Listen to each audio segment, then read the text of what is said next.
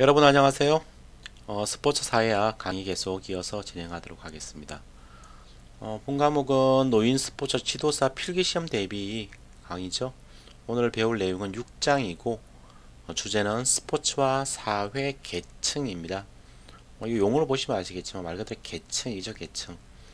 말 그대로 이 사회는 평등하지 않다는 의미를 담고 있습니다. 사회계층 이런 용어가 떠오르면 여러분들은 불평등이라는 단어가 함께 동의어처럼 떠올라야 됩니다. 그래야만 전체적인 맥락이 이해가 됩니다. 질문 속에서도 사회계층 이런 용어가 나오면 이건 불평등에 관련된 질문이구나 이렇게 생각을 하셔야지 전체적인 문맥 해석하는데 지장이 없게 되는 것입니다. 구체적인 강의 진행하도록 하겠습니다.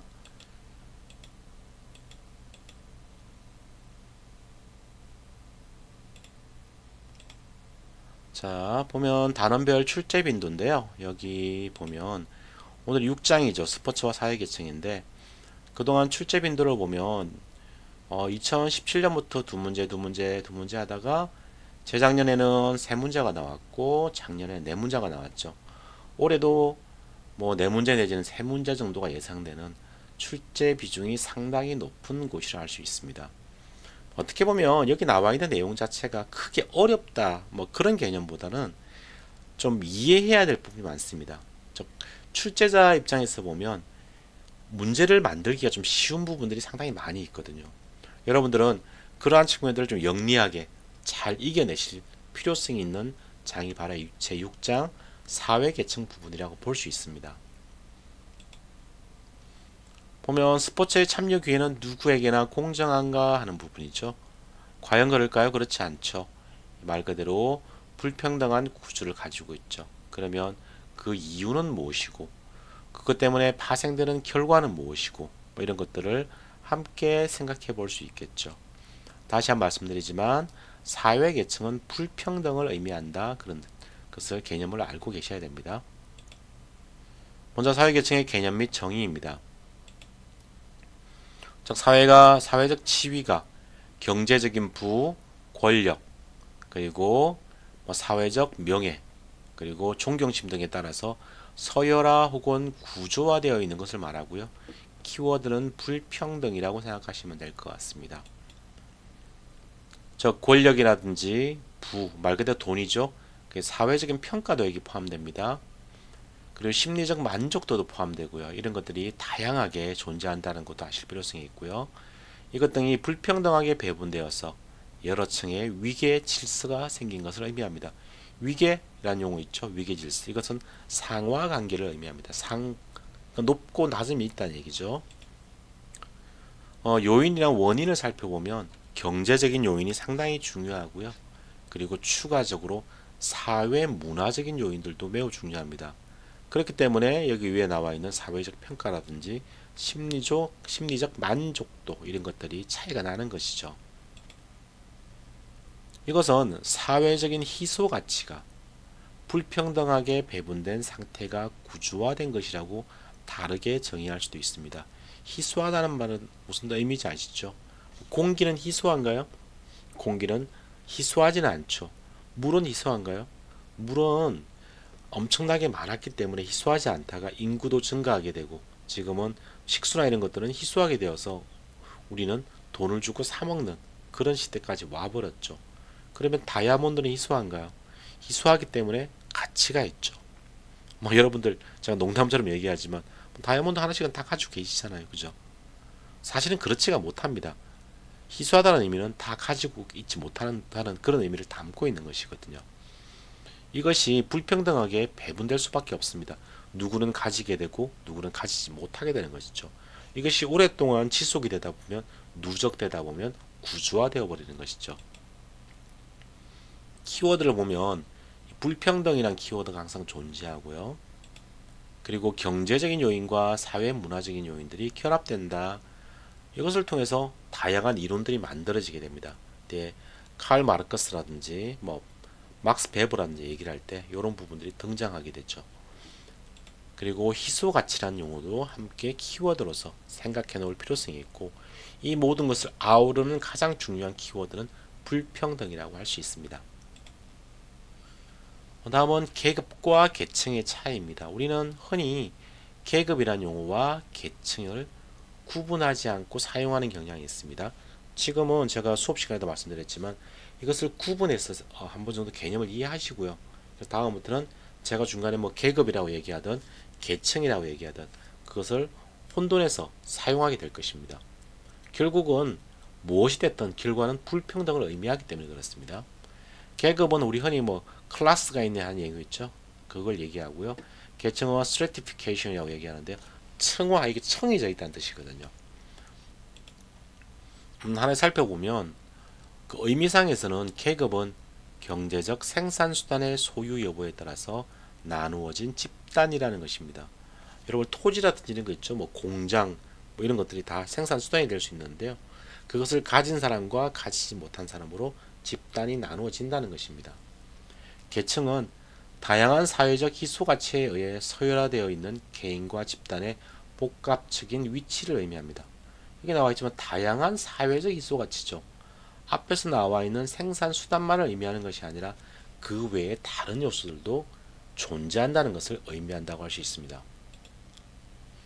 대표학자는 계급론은 바로 칼 마르크스입니다. 여기 사람이 주장한 게 갈등론이라고 일종의 볼 수 있는데요. 대표적인 게 이게 바로 갈등론이죠. 칼 마르크스, 뭐 카를 마르크스, 칼 막스 뭐 이런 식으로 읽습니다. 그리고 계층 같은 경우는 막스 베버가 있는데요. 대표적인 것이 기능론이라고 볼 수 있습니다. 구분 기준을 보면 계급 같은 경우는 생산수단의 소유 여부에 따라서 유산계급, 흔히 뭐 우리 부르주아라고 얘기하죠. 자본가라고 얘기하는데 이런 유산계급과 무산계급이 있습니다. 프롤레타리아라고 얘기하는데요. 노동자 등으로 구분할 수 있습니다. 뭐 그래서 뭐 프롤레타리아 혁명인이 뭐 이런 용어들도 등장하게 되는 것이죠. 뭐 부르주아를 타도하자.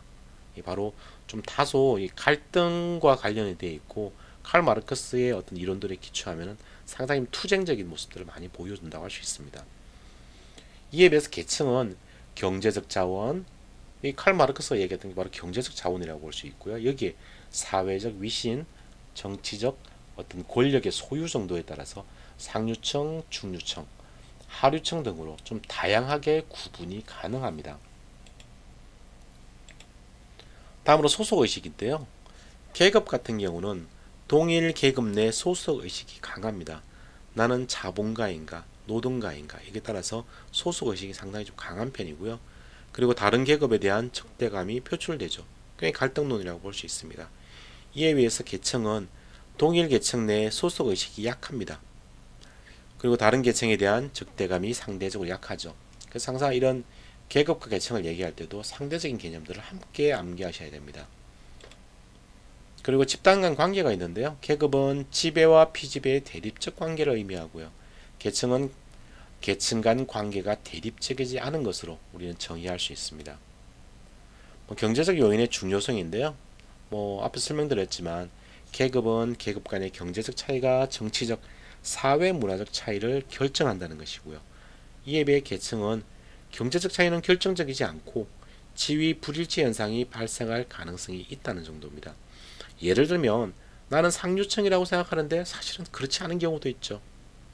나는 중류층이라고 생각하는데 하류층의 경우도 있을 수 있죠. 그런 것들이 일종의 지위 불일치 현상이라고 할 수 있습니다.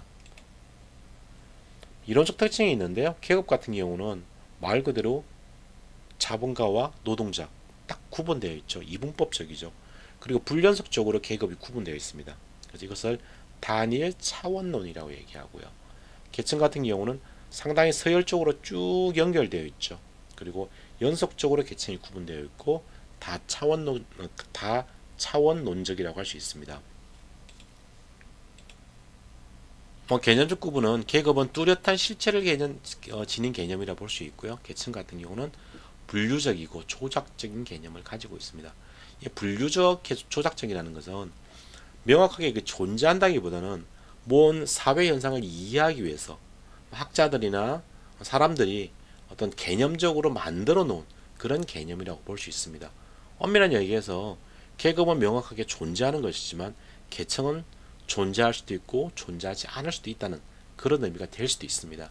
물론 존재하긴 하지만 이런 구분 자체는 바로 어떤 학자들이나 이런 사람들이 만들어 놓은 개념이라는 것이죠. 그래서 학자마다 이런 것들은 구분이 달라질 수가 있습니다. 이론의 유용성인데요. 계급은 집단 간 대립과 갈등 현상을 설명하기에 유리하고요. 그리고 계층 같은 경우는 다원화된 현대사회의 불평등을 범주하여 설명하기에 유리하다고 할 수 있습니다. 그림인데요. 뒤에도 또 중복돼서 나오긴 하는데 보면 계급은 노동자 위에 자본가가 올라와 있는 구조죠. 그리고 자본가는 권력과 부를 소유하게 되고요. 그리고 노동자 같은 경우는 권력이 부재하고 그리고 경제적 빈곤 상황에 놓인 그런 계급이라고 볼 수 있습니다. 이에 비해 계층 같은 경우는 여기 보면 그 하류층, 중류층, 상류층 이런 식으로 구분할 수도 있고요. 또한 지위나 권력이나 계급, 아까 계급 말씀드렸죠. 뭡니까? 바로 생산수단의 소유 여부도 하나에 들어간다는 것이죠. 저 계급이라든지 권력, 지위 이런 것들이 결합되어서 상류층, 중류층, 하류층 상당히 복잡한 그런 구조를 가지고 있는 것이 바로 계층이라고 볼 수 있습니다. 다음 중요한 부분인데요. 바로 사회 계층의 특성입니다. 투민이 1967년도에 내세운 이론입니다. 상당히 중요하고요. 여기 나와 있는 5가지가 나오는데 이것들은 상당히 오래된 이론임에도 불구하고 지금도 사용이 되고 있습니다. 그리고 여기 나와 있는 그 용어들 자체가 다소 혼란스럽습니다. 지문으로 나왔을 때는 여러분들이 헷갈릴 수 있기 때문에 그 의미를 명확하게 구분해 놓는 것이 필요합니다. 지문이 나와서 다음이 설명하는 어떤 투민의 사회 계층의 특성은 해서 보기가 5개, 4개가 나오고 고르는 문제가 나올 수 있겠죠. 아니면 다음 보기 중에서 다른 하나는 이런 것도 나올 수 있는 것이고요. 그렇기 때문에 5가지 사회 계층의 특성에 대해서 명확하게 이해해 놓는 것이 필요합니다. 하나에 살펴보면요. 첫 번째가 사회성입니다. 즉 생물학적 차이에 의한 불평등과는 상이한 사회 문화적 현상을 포괄하는 개념이 바로 사회성이라고 볼 수 있고요. 그리고 스포츠 공동체의 보수 배분 방법에 있어서 스포츠 내의 규범과 관행에 따른다는 것이죠. 일종의 패턴이 존재한다고 볼 수 있는 것입니다. 그런 의미를 담고 있는 게 사회성이라는 개념입니다. 그리고 역사성이 있습니다. 어떤 책에서는 고래성 이렇게 번역하기도 하는데요. 스포츠 계층은 사회제도의 일부로서 일반 사회의 불평등 역사와 맥을 같이 한다는 것입니다. 즉 엘리트 스포츠와 대중 스포츠로 참여를 구분하는 것 등이 여기 포함되는데요. 과거에도 이런 것들이 존재했다는 것이죠. 다음은 편제성입니다. 원래 편제라는 것은 어느 한쪽에 치우쳤다는 의미지만 이 편제는 여러분 한자사전 같은 거 찾아보시면 2번째쯤에 나오는 어디에나 존재한다는 보편적으로 존재한다는 그런 의미를 담고 있습니다. 원래 영어가 유비쿼터스이기 때문에 그걸 번역하다 보니까 생긴 문제라고 할 수 있습니다. 즉 스포츠 계층은 어디에나 존재하고 발견 가능한 보편적 사회 문화 현상이라는 것이죠. 여기 보면 종목 간 편제성도 있죠. 인기 종목, 비인기 종목이 있고요. 그리고 종목 내 편제성도 있습니다. 체급, 능력 등이 여기 포함되고요. 다음은 다양성이 있습니다. 권력이나 재산이나 위광이 완전 평등과 완전 불평등 사이에서 완전 평등을 왼쪽에 두고 완전 불평등을 오른쪽에 두면 쭉 선을 연결하는 스펙트럼을 만들 수 있겠죠. 그 어딘가에 존재한다는 것이죠. 그래서 다양한 형태로 나타난다는 것이죠. 여기 카스트 제도가 나오는데요. 인종차별에 관련된 겁니다. 이거는 인도의 카스트 제도를 얘기하는 것이 아니라 그러한 방식을 의미한다고 볼 수 있습니다. 이 카스트 제도 같은 경우는 말 그대로 신분이 변하지 않습니다. 어떠한 경우에도 그런 특징을 가진 것이 카스트 제도이고요. 그리고 신분 제도가 있습니다. 우리가 이 신분 제도는 말 그대로 이 어느 정도까지의 어떤 신분 변화는 보장해 주는 제도라고 볼 수 있고요. 마지막으로 계급이 있습니다. 이건 현대사회인데요. 말 그대로 어느 정도까지는 이 계급 이동이 가능한 그런 것을 이야기한다고 볼 수 있습니다. 그래서 형태의 다양성이라고 이해하고 계시는 게 필요하고요. 다음은 영향성이 있습니다. 자, 이것은 말 그대로 무언가의 영향을 받는다는 것이죠. 원인과 결과적인 측면들을 강조하는 그러한 어떤 특성이라고 볼 수 있습니다. 그것은 여기 생애 기회와 생활 양식에 우리는 어떤 영향을 받는다는 의미인데요. 생애 기회라는 것은 개인이 기대할 수 있는 수명이나 삶의 본질과 관련된 개념이고요. 그리고 생활 양식은 개인의 생활 방식, 배경이 비슷한 사람끼리 교류에 의한 차이를 의미합니다. 이런 거에 의한 영향을 받는다는 의미입니다. 자, 다음 문장은 보면 이게 원문이 나와 있는 내용들이거든요. 잠시만요. 지금 화면 보이시는지 모르겠지만 이게 1967년도 졌습니다. 그러니까 Social Stratification 이렇게 나와 있죠. 사회 계층이고요. 부제가 뭐냐면 The Forms and Functions of Inequality입니다. 그러니까 어떤 불평등의 형태와 기능입니다.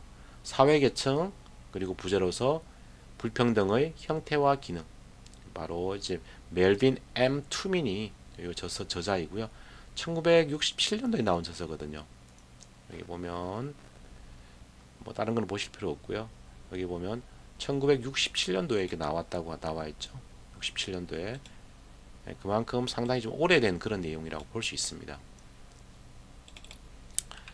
여기 보면 우리 핵심적인 내용들을 우리 5가지 어디서 나왔냐면은 밑에 보면 이렇게 나와 있습니다. 5가지의 특징이 있다 하고 나와 있는데요. 첫 번째가 it's social이라고 나와 있는데요. 사회적이다 이런 뜻이죠. 우리가 사회성이라고 번역한 용어입니다. 그리고 패턴드라고 적혀 있죠. 어떤 패턴을 가지고 있다는 겁니다. 그런 의미를 담는 것을 우리가 지금 사회성이라고 번역해서 사용하고 있는 것이죠. 또 하나는 ancient라고 나와 있습니다. ancient라는 게 약간 고대에서 뭐 가져왔다는 그런 의미를 담고 있는데, 그러니까 이건 모든 과거의 사회에서 발견되어진다는 것이죠. 그러니까 옛날부터 지금까지 계속 있어 왔다는 것입니다. 말 그대로 사회 계층이라는 것이요. 그리고 세 번째 보면 여기 유비쿼터스라고 나옵니다. 이 유비쿼터스라는 게 어디에나 존재한다는 의미죠. 좀 보기가 힘드실 수 있겠네요. 제가 옮겨놓은 걸 보겠습니다. 이 세 번째가 유비쿼터스죠. 이거는 최근에 사용하고 있는데 세상 어디에나 존재한다는 이런 뜻이거든요. 그래서 아까 말씀드린 것처럼 인기 종목, 비인기 종목 이런 말씀을 드렸죠. 그런 곳에 다 세부적인 내용들을 보면 존재한다는 것이죠. 장소적인 어떤 그런 의미를 담고 있습니다. 그 네 번째가 이 다양성인데요. 바로 이것은 형태의 다양성을 얘기합니다. 뭐 카스트 제도나 신분 제도, 계급 이런 걸 말씀드렸죠. 그런 형태가 다양하다. 외울 때 형태의 다양성 이렇게 외우시면 어떤 혼란을 좀 이렇게 줄일 수가 있습니다.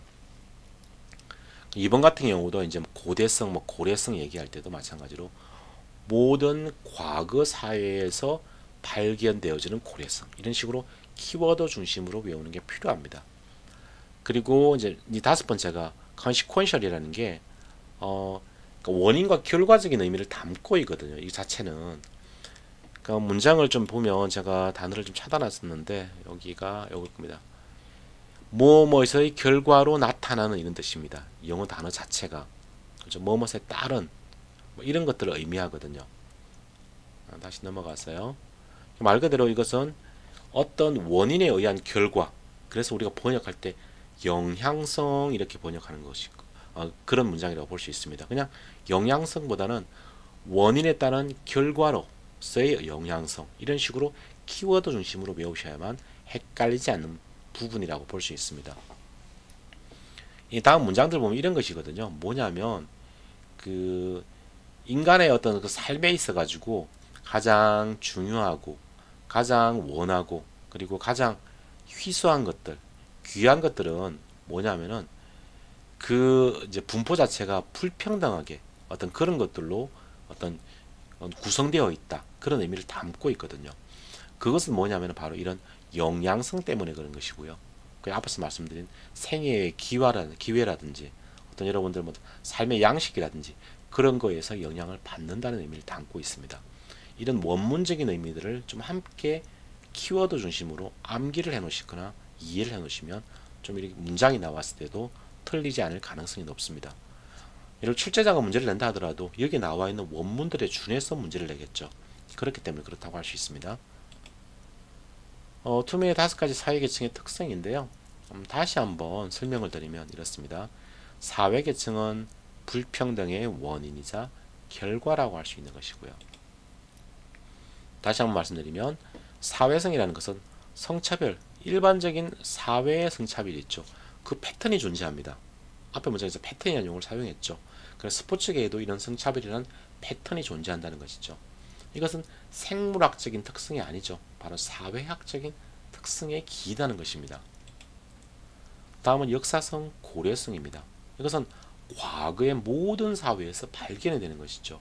그리스나 로마나 중세나 현대, 또 우리나라로 보면은 뭐 옛날에 조선시대가 됐던 고려시대가 됐던 다 마찬가지죠. 이런 것들이 늘 존재해왔고 지금도 존재한다는 것입니다.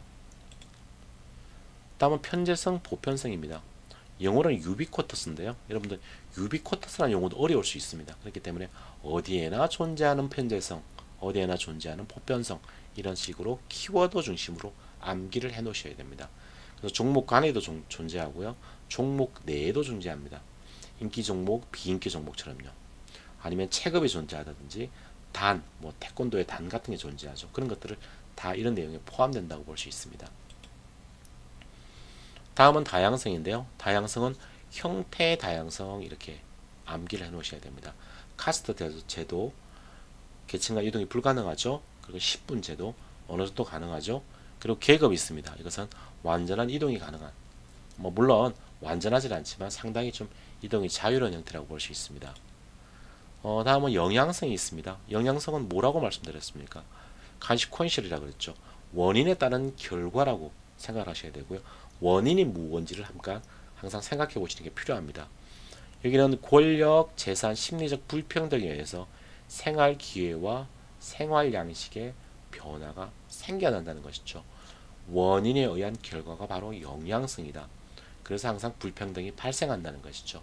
그러한 키워드 중심으로 암기를 해 놓으셔야만 이것은 틀리지 않는 그런 부분이 바로 이 투민이 얘기한 5가지 사회계층의 특성이라고 할 수 있습니다. 다음은 사회계급 이론인데요. 이건 제가 좀 목이 조금 아파서 조금만 쉬었다가 계속 이어서 제가 진행하도록 하겠습니다. 감사합니다.